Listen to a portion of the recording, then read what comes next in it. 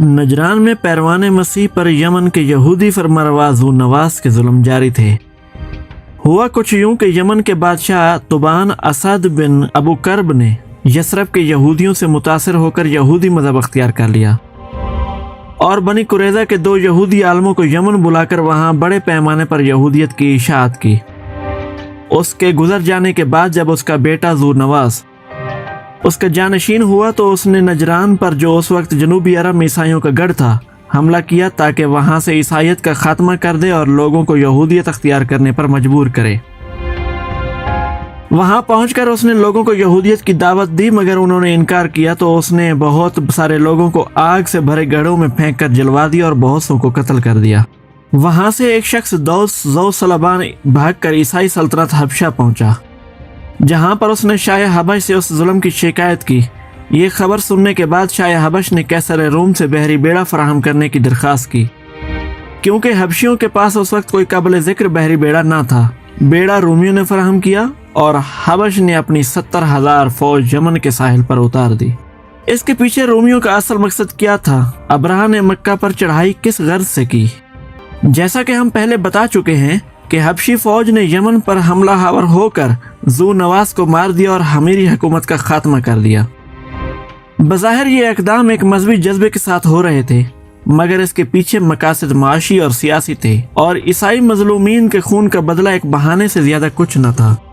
رومی سلطنت جب مصر و شام پر قابض ہوئی تھی، اسی وقت سے کوشاں تھی کہ مشرقی افریقہ، جنوبی ایشیا اور مشرق بعید کے ممالک اور رومی سلب مقبوضات کے درمیان جس تجارت پر عرب صدیوں سے قابض چلے آ رہے تھے، اسے عربوں کے قبضے سے چھڑا کر خود اپنے قبضے میں لیا جائے تاکہ اس کے منافع پورے کے پورے اسی کو حاصل ہوں۔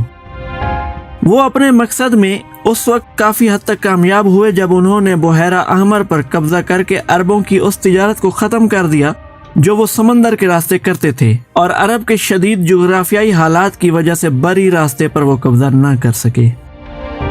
اسی بری راستے کو قبضے میں لینے کے لیے انہوں نے حبش کی عیسائی حکومت کی مدد کر کے اس کو یمن پر قابض کرا دیا۔ یمن پر جو حبشی فوج حملہ آور ہوئی تھی اس کا امیر اریات تھا، اور اس میں ایک اعلیٰ عہدیدار کا نام ابرہہ تھا۔ تمام مورخین اس بات پر متفق ہیں کہ ابرہہ اور اریات کسی بات پر باہم لڑ پڑے۔ مقابلے میں اریات مارا گیا اور ابرہہ ملک پر قابض ہو گیا۔ یہ بھی کہا جاتا ہے کہ جب حبشیوں نے مزاحمت کرنے والے یمنی سرداروں کو ایک ایک کر کے قتل کرنا شروع کیا تو وہاں کے ایک سردار اسمیف اشوا نے حبشیوں کی اطاعت قبول کر لی اور جزیہ ادا کرنے کا عہد کر کے شاہ حبش سے گورنری کا پروانہ حاصل کر لیا۔ لیکن حبشی فوج نے اس کے خلاف بغاوت کر کے ابرہہ کو اس کی جگہ گورنر بنا دیا۔ کہا جاتا ہے کہ ابرہہ حبش کی بندرگاہ اودلیس کے ایک یونانی تاجر کا غلام تھا، جو اپنی ہوشیاری سے یمن پر قبضہ کرنے والی حبشی فوج میں بڑا اثر و رسوخ حاصل کر گیا تھا۔ شاہ حبش نے ابرہہ کی بغاوت کو چلنے کے لیے جو فوجیں بھیجیں، یا تو وہ اسے مل گئیں یا اس کو انہوں نے شکست دے دی۔ شاہ حبش کے مرنے کے بعد اس کے جانشین نے ابرہہ کو یمن پر اپنا نائب تسلیم کر لیا۔ ابرہہ آہستہ آہستہ یمن کا خود مختار بادشاہ بن گیا، مگر برائے نام اس نے حبش کی بالادستی تسلیم کر رکھی تھی۔ یمن پر پوری طرح قبضہ جما لینے کے بعد ابرہہ نے اس مقصد کے لیے کام شروع کیا جو اس مہم کی ابتدا سے ہی ان کے پیش نظر تھا، یعنی ایک طرف عیسائیت پھیلانا اور دوسری طرف تجارت پر قبضہ کرنا جو بلاد مشرق اور رومی مقبوضات کے درمیان عربوں کے ذریعے ہوتی تھی۔ اس کی ضرورت اس بنا پر بھی بڑھ گئی تھی کہ ایرانی سلطنت کی روم کے ساتھ کشمکش اقتدار نے بلاد مشرق اور رومی تجارت کے تمام دوسرے راستے بند کر دیے تھے۔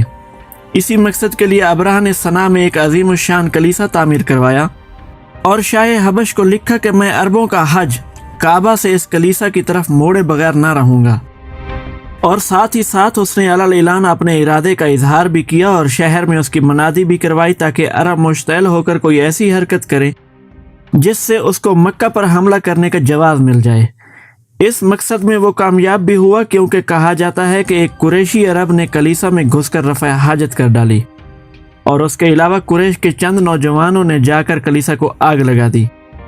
یہ بھی کچھ بعید نہیں کہ ابرہہ نے خود اپنے کسی آدمی سے خفیہ طور پر یہ حرکت کروائی ہو تاکہ مکہ پر چڑھائی کرنے کا بہانہ مل جائے، اور اس طرح وہ تمام اہل عرب کو مرعوب کر کے اپنے دونوں مقاصد حاصل کر لے۔ जब ये खबर अबरा तक पहुंची तो उसने मक्का पर लश्कर कशी का हुक्म दिया और कसम खाई कि उस वक्त तक सुकून से ना बैठूंगा जब तक काबा को मुनहदम न कर दूं।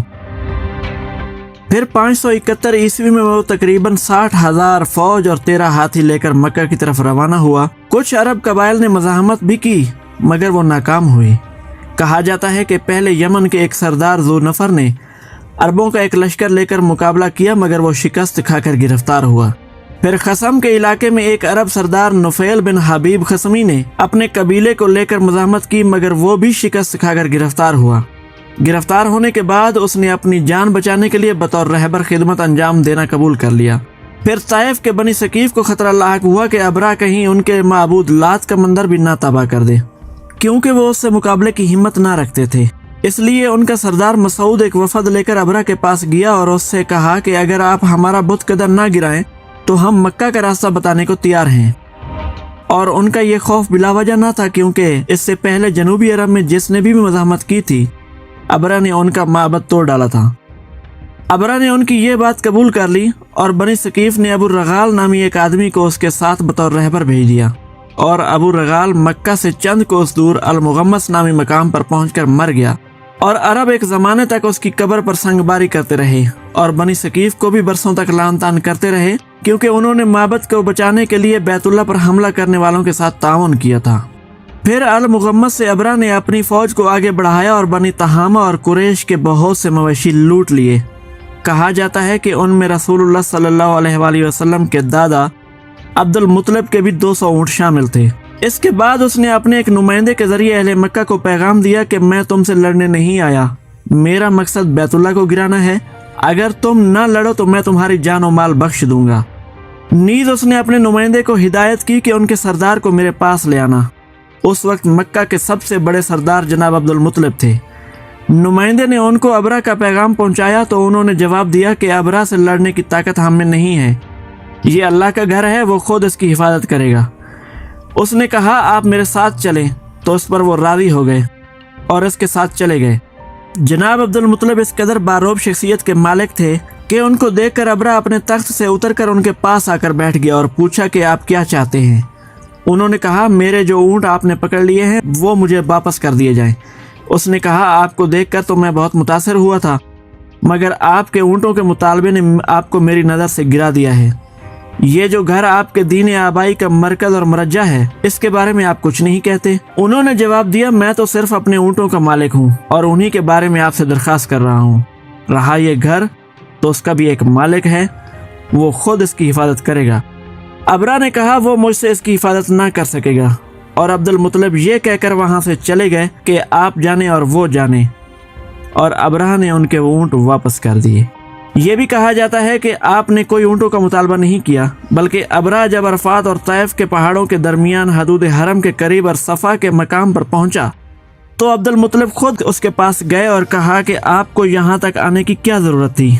अगर आपको कोई चीज़ मतलूब थी तो हमें कहला भेजते, हम खुद लेकर हाजिर हो जाते। उसने कहा मैंने सुना है ये अमन का घर है और मैं इसका अमन ख़त्म करने आया हूँ। आपने जवाब दिया ये अल्लाह का घर है, आज तक उसने किसी को इस पर मुसल्लत होने नहीं दिया। उसने कहा हम इस मुनहदम किए बगैर ना लौटेंगे। अब्दुल मुत्तलिब ने कहा आप जो कुछ चाहें हमसे ले लें और वापस चले जाएं, मगर अबरा ने इनकार करते हुए अब्दुल मुत्तलिब को पीछे छोड़कर लश्कर को आगे बढ़ने का हुक्म दिया। वहां से वापस आकर अब्दुल मुत्तलिब ने कुरैश वालों से कहा कि अपने अहलो अयाल को लेकर पहाड़ों में चले जाएं ताकि उनका कत्लेआम न हो जाए। फिर वो और कुरैश के चंद सरदार हरम में हाजिर हुए और काबे के दरवाजे का कुंडा पकड़कर अल्लाह ताला से दुआएं मांगी कि वो अपने घर और उसके खादमीन की हिफाजत फरमाए। कहा जाता है कि उस वक्त खाना काबा में तकरीबन 360 बुत मौजूद थे, लेकिन इस मुसीबत की घड़ी में सरदारान मुशरिकीन ने उन सब को छोड़कर सिर्फ उस वाहिदुल्लाह शरीक को मदद के लिए पुकारा। उनकी दुआएं जो तारीख की किताबों में मनकूल हुई हैं, उनमें अल्लाह ताला के सिवा किसी दूसरे का नाम तक नहीं पाया जाता। दुआएं मांगने के बाद अब्दुल मुत्तलिब और उसके साथी भी पहाड़ों में चले गए और दूसरी तरफ अबराह मक्का में दाखिल होने के लिए आगे बढ़ा। जब वो मुज़ल्फ़ा और मीना के दरमियान वादी महज़ब के करीब महसर पहुंचा तो उसका खास हाथी महमूद जो आगे आगे था यक बैठ गया। उस पर बहुत तशद्दुद किया गया मगर वो आगे ना बढ़ा। उसको दूसरी अतराफ में मोड़ा जाता तो वो दौड़ लगा देता, मगर मक्का की तरफ मोड़ा जाता तो फौरन बैठ जाता।